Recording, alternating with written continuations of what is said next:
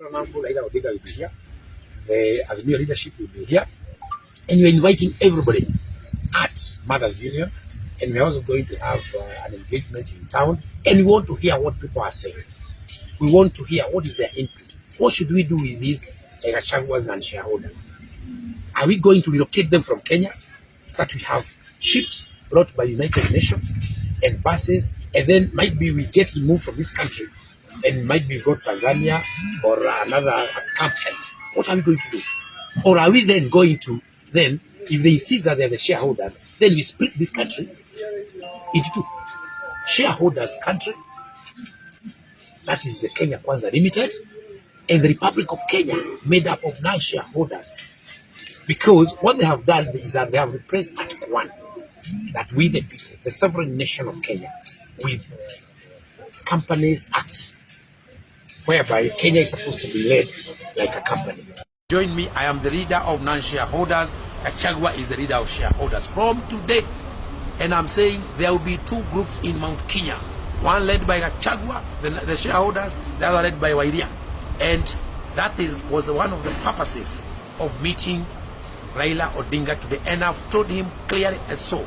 I also want to speak to this issue of Gachagua always abusing Raila Odinga and trying to create a wedge between Kikuyus and Luos.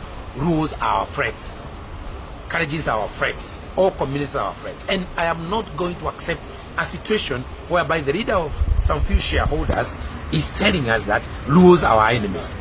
This business of always abusing Raila, when we start asking for our share of cake, some few elected Mount Kenya leaders always come back and they always tell us about Kemondo, they tell us about Mwendawazimu, they tell us about everything. Raila's age, he does not deserve to be abused by anybody. And I want to tell Gachagua very clearly. I'm very clear on this. And I know some few people there you start replying. But on this one, I want you to listen to me.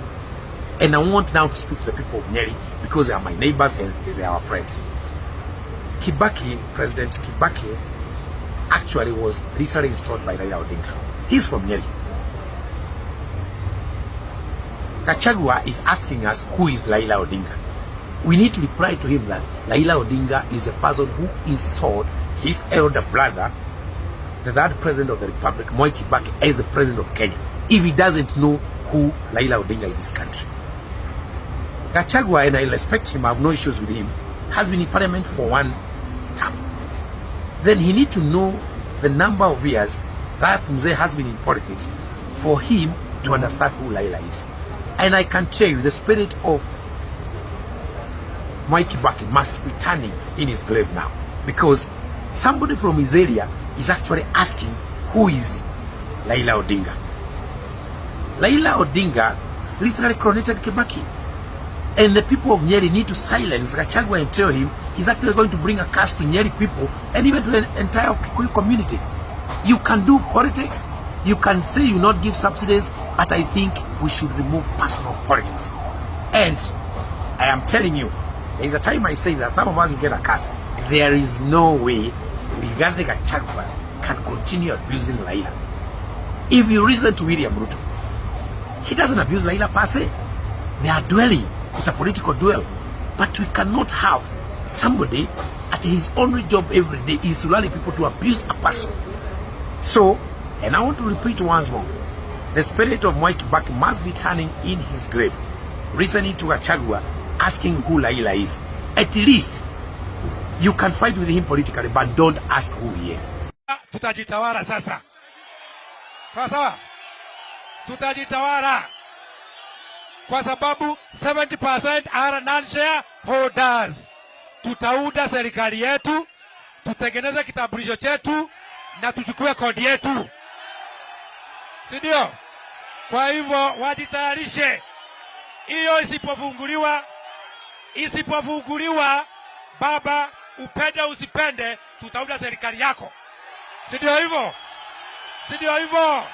Hapo hiyo ndio direction. Kwa hivyo hiyo mchezo sawa sawa, hiyo mchezo wanacheza itaunda Kenya mpya hapa, ili tuache na Kenya Limited tuunde Republic of Kenya. Si ndio hivyo? Nikimaliza, Kule Mount Kenya, wimbo ni kutukana huyu mzee. Kazi ya Gachagua ni kuunganisha MPs, kila weekend wanatukana baba. Mtu aende atukane baba yake ama babu yake. Waliuliza huyu ni nani? Gachagua alisema hajui huyu ni nani. Gachagua anapenda, ngoja nimueleze. Anasema ni mtoto wa Maumau. Hakuna mtoto wa Maumau alikuwa dio.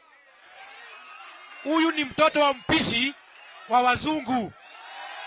Sawa sawa. Baba yake alikuwa anaitwa Boy, kama ya Boy na mzungu. Akakula minovu yote ya mzungu, alafu yeye akafanywa dio. Sasa natuambia yeye ni Maumau. Hakuna Maumau ambaye alikuwa dio wakati huo, hakuna.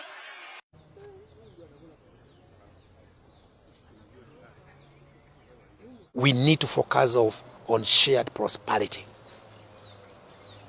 Going forward, this thing has been attempted many times. There has been attempts to reconcile this nation into the future, but it has always been short-lived.